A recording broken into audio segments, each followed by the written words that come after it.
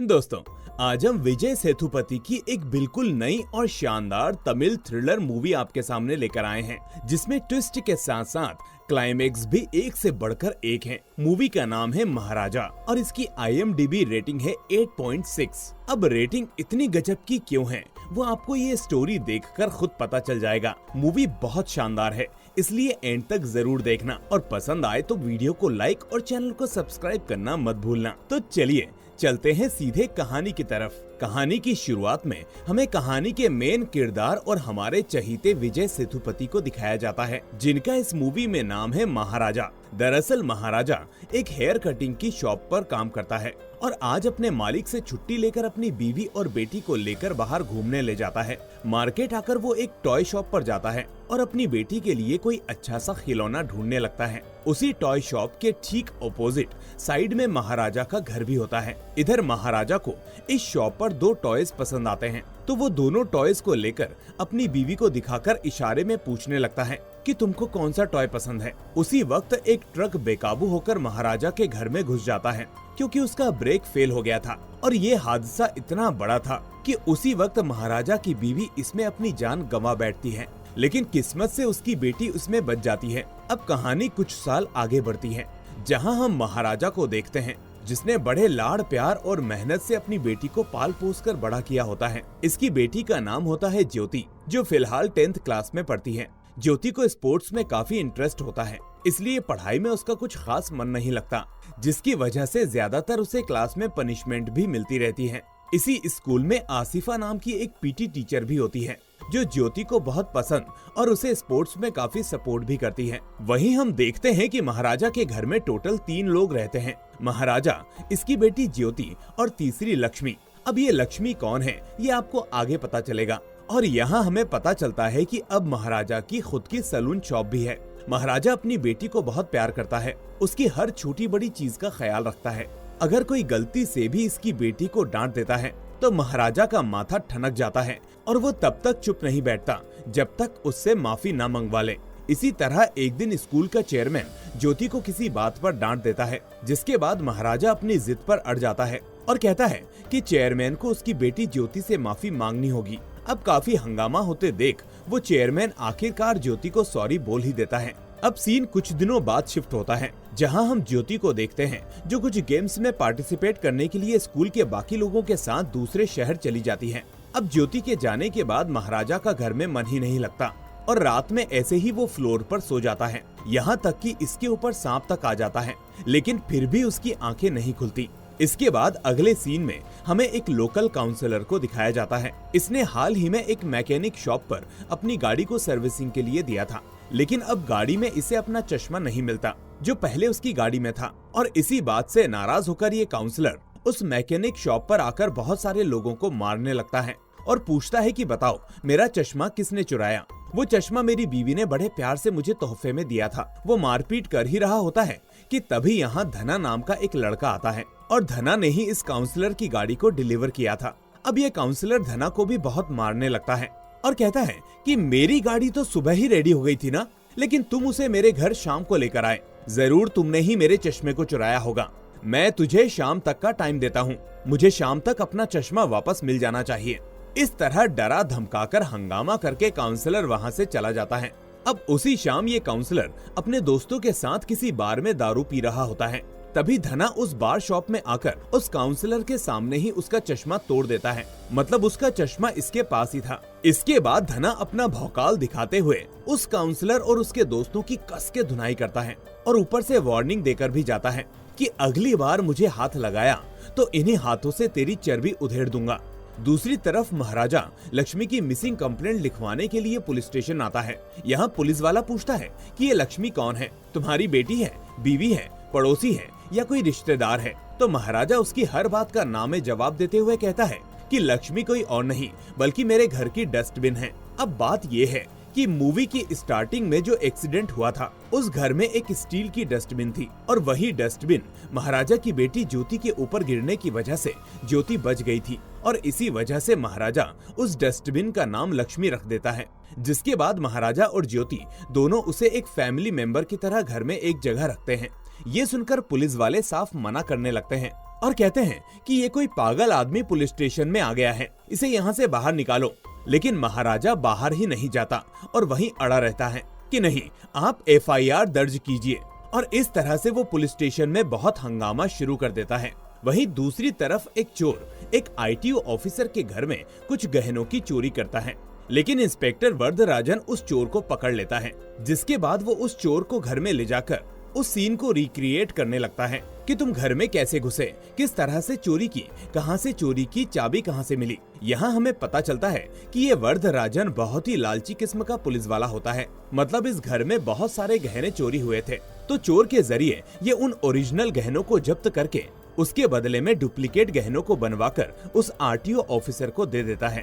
साथ ही वो इस काम के लिए उस चोर को थोड़े बहुत पैसे भी देता है, और अगर कोई ज्यादा सवाल करता तो उनको ही डराने धमकाने लगता है कि इतने पैसे तुम्हारे घर में कैसे आए।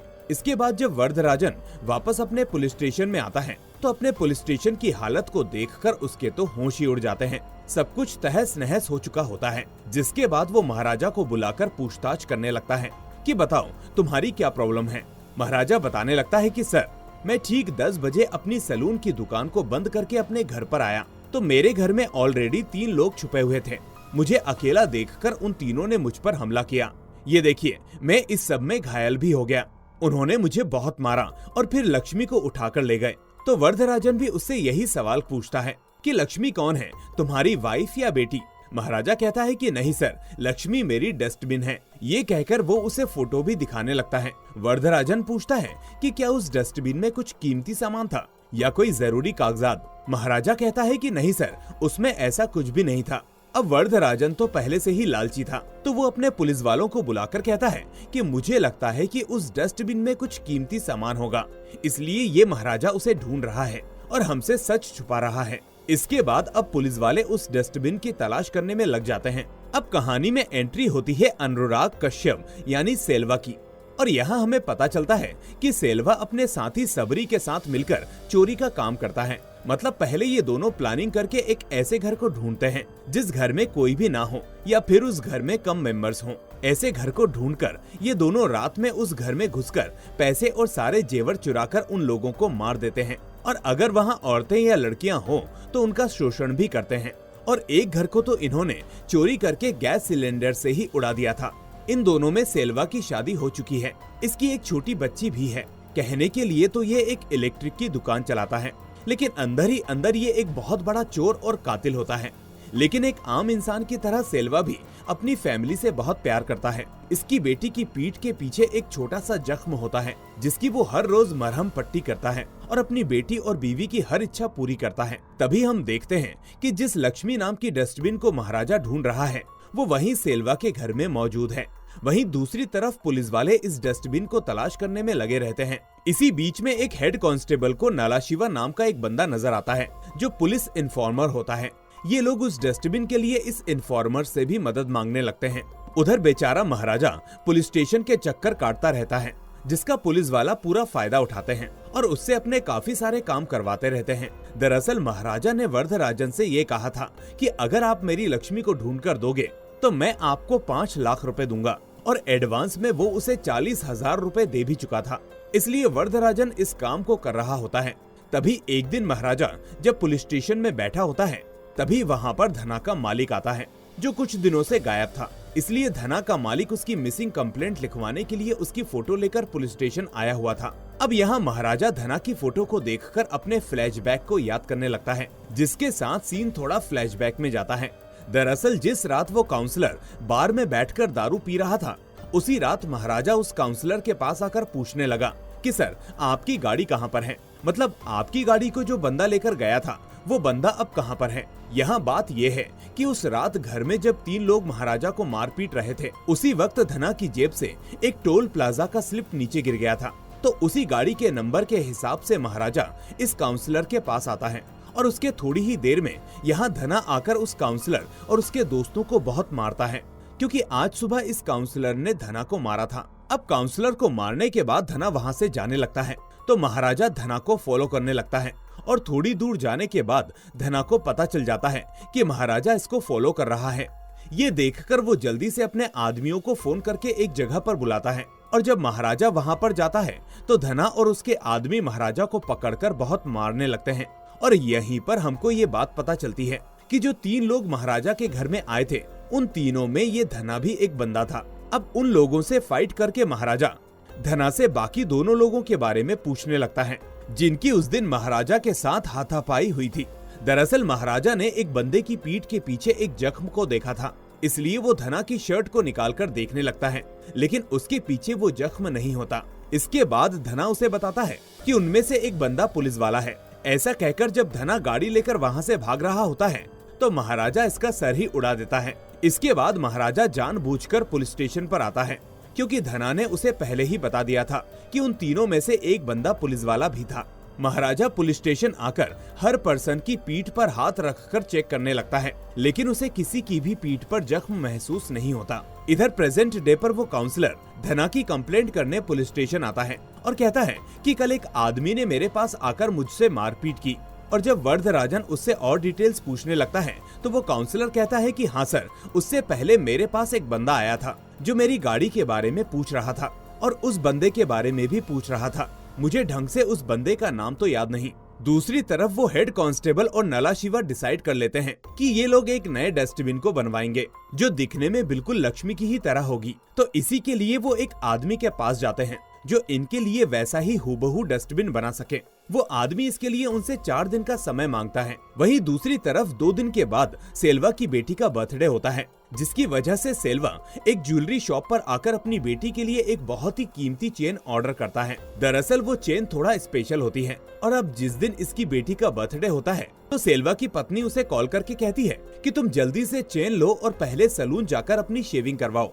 घर में काफी सारे मेहमान आए हुए हैं, इसलिए शक्ल को अच्छा बनाकर आना। ये सुनकर सेल्वा चेन लेकर दाढ़ी बनवाने के लिए पहले महाराजा की शॉप पर आता है और यहाँ सेल्वा अपनी बीवी से फोन पर जो भी बातें करता है वो सब महाराजा सुन लेता है और महाराजा समझ जाता है कि आज इसकी बेटी का बर्थडे है। इसलिए महाराजा सेल्वा से बहुत ही अच्छे से बात करते हुए इसकी ट्रिमिंग करते रहता है, लेकिन सेल्वा बार बार इस पर चिल्लाने लगता है। इसी बीच अचानक ट्रिमर की बैटरी खत्म हो जाने की वजह से नई बैटरी लेने के लिए वो पास वाली शॉप पर जाता है। उसी वक्त सबरी सेल्वा को कॉल करके एक न्यूज़पेपर की खबर के बारे में बताने लगता है कि भाई हमारे कारनामे की खबर न्यूज़पेपर में भी छप चुकी है, लेकिन इसमें ऐसा लिखा है कि ये सारी चोरियां और हत्या दूसरे स्टेट वालों ने की है। मुझे लगता है कि पुलिस वाले जल्द से जल्द हम तक पहुंच जाएंगे। ये सुनकर सेल्वा सबरी को समझाने लगता है कि तुम फिक्र मत करो, ऐसा कुछ नहीं होगा, ने एक भी सबूत नहीं छोड़ा है। इतना कहकर जैसे ही वो अपना फोन काटता है तो उसी वक्त वहाँ पर महाराजा आता है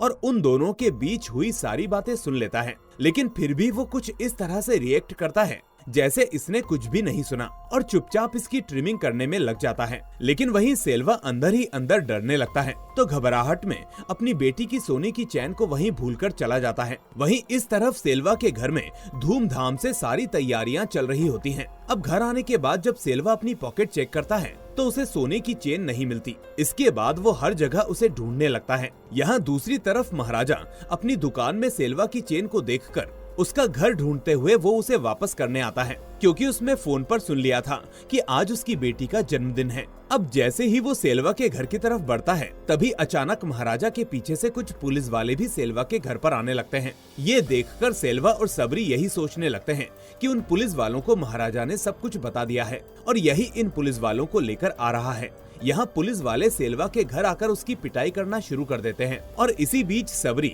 अपनी गन लेकर पुलिस वालों को धमकाने लगता है। और यहाँ सेल्वा की वाइफ को पता चलता है कि इसका पति कितना घिनौना और राक्षस आदमी है। ये सुनकर आखिरकार उसकी बीवी उसको डिवोर्स दे देती है और सेल्वा को जेल हो जाती है। इसी सीन से हमको ये बात पता चलती है कि जो सेल्वा के सीन्स हैं वो दरअसल पास्ट के हैं और महाराजा ने जो लक्ष्मी की मिसिंग कंप्लेंट लिखवाई वो प्रेजेंट के सीन्स हैं। अब प्रेजेंट डे पर फाइनली वो डस्टबिन बन ही जाती है। इसके बाद वो थोड़ा पत्थर से मार मार कर उसे गंदा करने लगते हैं, मतलब उसे थोड़ा पुराना लुक देने लगते हैं ताकि महाराजा को लगे कि ये उसकी ही लक्ष्मी है। और अगर फिर भी महाराजा ने इस डस्टबिन को लेने से मना किया तो हम उसको उल्टे तरीके से हैंडल करेंगे, खुद उसे अंदर डालकर पूछेंगे कि उस डस्टबिन में तुमने क्या छुपा के रखा था, तब वो सारा सच उगलेगा। इसके बाद वर्धराजन नला शिवा को एक चोर की तरह एक्टिंग करने के लिए कहता है, मतलब चीज तो मिल गई, अब चोर भी तो होना चाहिए। इसके बाद प्लानिंग करते हुए वरदराजन उसी रात महाराजा को कॉल करके पूरी बात डिटेल्ड में पूछने लगता है, ताकि पूरी कहानी सुनकर नला शिवा महाराजा के घर जाकर उसी तरह से एक्टिंग कर पाए और वो अच्छे से सीन को रिक्रिएट कर पाए। इसके बाद महाराजा पुलिस स्टेशन आकर अपनी कहानी को डिटेल में बताने लगता है कि सर, रात के ठीक 10 बजे मैं अपनी दुकान को बंद करके अपने घर के लिए निकल गया था और चाबी घर के पास में ही मौजूद थी। मैंने वो चाबी लेकर अपने घर का दरवाजा ओपन किया, लेकिन यहीं पर हमको असली सच पता चलता है कि दरअसल उस रात महाराजा अपने घर पर नहीं आया था, बल्कि उसकी बेटी ज्योति आई थी। ज्योति कैंप से वापस अपने घर में आकर अपने कपड़े बदल रही होती है, लेकिन उसी वक्त वो तीनों घर में ही छुपे होते हैं। यहाँ महाराजा अपने तरीके से कहानी बता रहा होता है, लेकिन असल में ये घटना ज्योति के साथ हुई थी। उस रात ज्योति ने उन तीनों को देख लिया था और उसमें से एक बंदा धना होता है और दूसरा बंदा पुलिस इन्फॉर्मर नला शिवा होता है और तीसरा बंदा सेल्वा, जो जेल से छूट चुका होता है। दरअसल सेल्वा नला शिवा और धना को महाराजा के घर में इसलिए लाता है ताकि ये अपना बदला ले सके और महाराजा को मार सके। दोस्तों, अब आप थोड़ा पास्ट और प्रेजेंट को ठीक से समझ पाए होंगे। खैर, सेल्वा आता तो महाराजा के घर के लिए है, लेकिन घर में ज्योति आ जाती है और ये तीनों राक्षस ज्योति पर टूट पड़ते हैं। वहीं दूसरी तरफ महाराजा अपनी बेटी ज्योति के लिए शूज खरीद रहा होता है, इसलिए उसको घर आने में देर हो जाती है। इस तरह ये तीनों बेचारी ज्योति को बहुत मार पीट कर उसका शोषण करने लगते हैं, और वो भी एक एक करके बार बार। और काफी देर तक जब महाराजा वहाँ नहीं आता तो ये तीनों वहाँ से चले जाते हैं। अब प्रेजेंट डे पर ये कहानी सुनने के बाद नला शिवा शॉक्ड हो जाता है। मतलब महाराजा ने जिस तरह से ये कहानी सुनाई, उसी तरह से इन तीनों ने ये घिनौना काम किया होता है। यहाँ नला शिवा समझ जाता है कि महाराजा ने डस्टबिन के नाम पर केस फाइल किया है, इसलिए पुलिस वाले इंक्वायरी कर रहे हैं।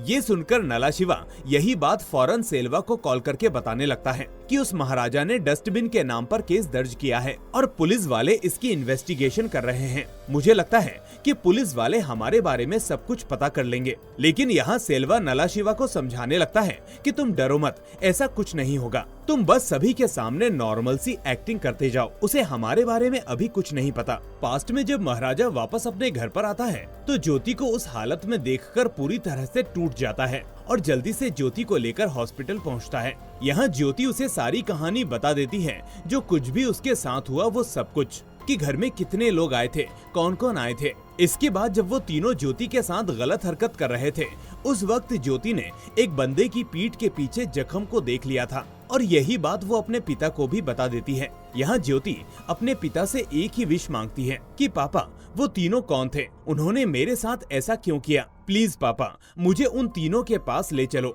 मैं उन तीनों से पूछना चाहती हूँ कि उन तीनों ने मेरे साथ ऐसा क्यों किया, मैंने उनका क्या बिगाड़ा था। इधर प्रेजेंट डे पर वरदराजन और पुलिस वाले नला शिवा और उस फेक डस्टबिन के साथ महाराजा के घर के पास जाने लगते हैं, ताकि वो फिर से वही सीन क्रिएट कर सकें। घर में आने के बाद वरदराजन कहता है कि ये लो भाई तुम्हारी लक्ष्मी, हमने इसे ढूंढ लिया, अब तुम्हारे पास पैसे तो रेडी है ना। इसके बाद वो नला शिवा से कहता है कि चलो अब तुम एक्टिंग करो, किस तरह से तुम घर में आए थे और क्यों तुमने इस डस्टबिन को चुराया, सारी बातें डिटेल्स में बताओ। ये सुनकर नला शिवा एक्टिंग करते हुए सारी डिटेल्स बताने लगता है कि कैसे वो और उसकी गैंग घर में घुसे थे, कहां पर छुपे थे और जब घर में उन्हें कुछ नहीं मिला तो डस्टबिन लेकर भाग गए। इस बीच महाराजा नला शिवा को हक करके उसकी पीठ के पीछे चेक करने लगता है कि उसकी पीठ के पीछे वो जख्म है या नहीं। तभी उसे पता चलता है कि इसकी पीठ के पीछे वही जख्म है। अब महाराजा नला शिवा से पूछता है कि तुम्हारी उम्र क्या हो सकती है। नला शिवा कहता है कि 50 से ऊपर होगी।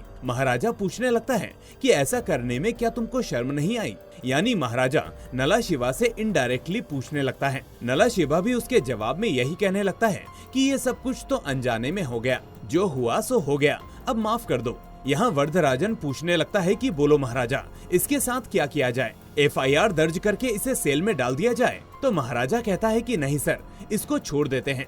यहाँ महाराजा का प्लान था कि वो खुद नला शिवा को अपने हाथों से मारना चाहता था। लेकिन यहाँ शॉकिंग बात यह है कि पुलिस वालों को महाराजा के बारे में ऑलरेडी पता होता है। मतलब जब पुलिस वालों ने महाराजा के बारे में पूछताछ की थी तो उन्हें महाराजा की बेटी ज्योति के बारे में पता चल गया था, जो कि हॉस्पिटल में मौजूद है और 3 लोगों ने उसके साथ अत्याचार किया ये सब उनको पता चल चुका था, इसलिए सभी पुलिस वाले अब तक नाटक करते आ रहे थे कि वो लोग डस्टबिन को ढूंढ रहे हैं। अब यहाँ वरदराजन महाराजा के हाथ में चाकू देकर कहता है कि मार दो इसको। तो ये सुनकर महाराजा नला शिवा को मौत के घाट उतार देता है। बाद में महाराजा को ये बात पता चलती है कि सेल्वा किसी कंस्ट्रक्शन साइट पर काम कर रहा है। अब वहाँ जाकर पहले महाराजा उसके आदमियों को बहुत मारता है और फाइनली जब सेल्वा सामने आता है तो महाराजा शॉक में रह जाता है कि क्या ये बंदा मुझे मारने के लिए आया था और इसने मेरी बेटी के साथ अत्याचार किया। इसके बाद दोनों के बीच जबरदस्त तरीके से हाथापाई होने लगती है।